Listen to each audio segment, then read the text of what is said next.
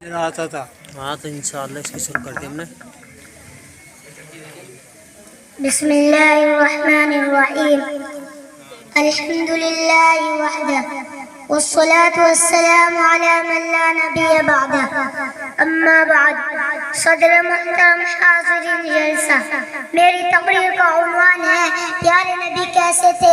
میں حیران ہوں، بات کہاں سے شروع کروں، کیا بیان کروں، کیا نہ بیان کروں، کیسے بیان کروں، کس طرح بیان کروں. وہ زبان و طاقت، وہ صلاحیت و استعداد کہاں سے لاؤ جس سے نبی کریم صلی اللہ علیہ وسلم کے اوصاف کاملہ، اخلاق فاضلہ اور اصول حمیدہ کے بیان کرنے کا حق ادا ہو سکے.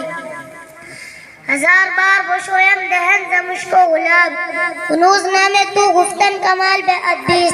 آپ کا کلیہ مبارک بیان کروں، آپ کی قامت زیبا کا تذکرہ کروں، آپ کی انگلیاں، آپ کے ہاتھ پاؤں، آپ کے بال، آپ کی ریش مبارک کا تذکرہ کروں، آپ کی مہر نبوت بتاؤں، آپ کی چال، آپ کی رفتار اور انداز گفتگو بیان کروں، آپ کے سونے جاگنے اٹھنے بیٹھنے کھانے پینے اور رہن سہن کو بتاؤں، اپنوں اور غیروں کے ساتھ سلوک و برتاؤ کی بات کروں، انسانیت کی فلاح و بہبود کے لیے آپ کی بے چینی، اضطراب اور محنت و کوشش کا تذکرہ کروں، آپ کی ذوق عبادت اور شوق شہادت کو بتاؤں، آپ کے امام الرسل سرتاج اولیاء سید الاولین والآخرین اور افضل کائنات ہونے کو بیان کروں.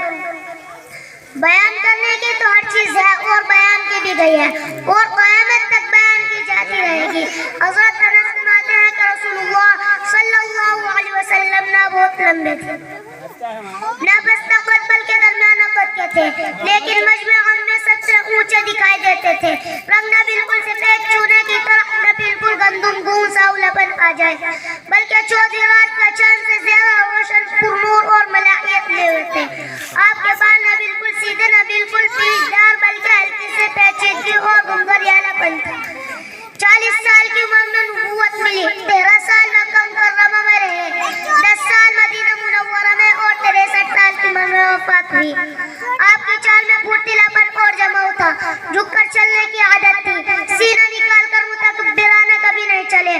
آپ کے دونوں مونڈوں کے درمیان دوسرے کے مقابلے میں کچھ زیادہ فاصلہ تھا. وہ سینہ مبارک چوڑا تھا، آپ نہ موٹے بدن کے تھے نہ گول چہرے کے، البتہ تھوڑی سی گولائی آپ کے چہرے پہ انور میں تھی.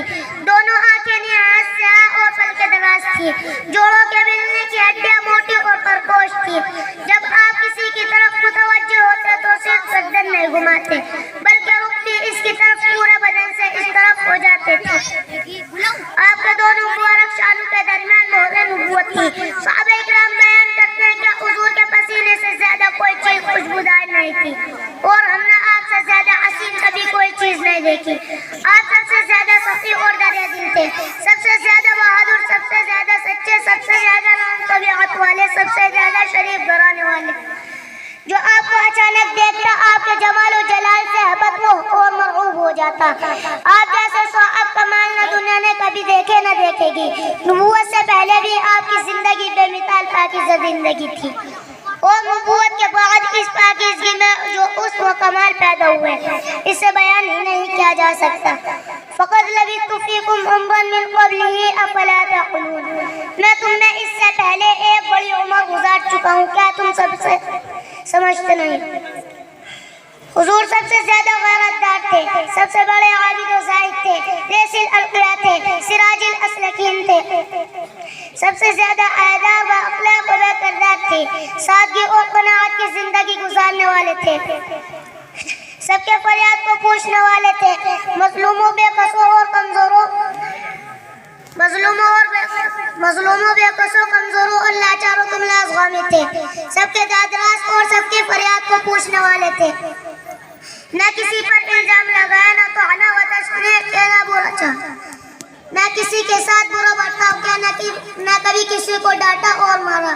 وعدے کے پکے، عہدے کے پابند، امانت و دانت میں یکتا، سب سے بڑے مریض، سب سے بڑے متعلم، سب سے بڑے قائد، سب سے بڑے مجاہد، سب سے بڑے منتظم، سب سے بڑے حیور اور سب کے حقوق ادا کرنے والے، ساری دنیا کی بھلائی کے لیے بے چین و بے قرار.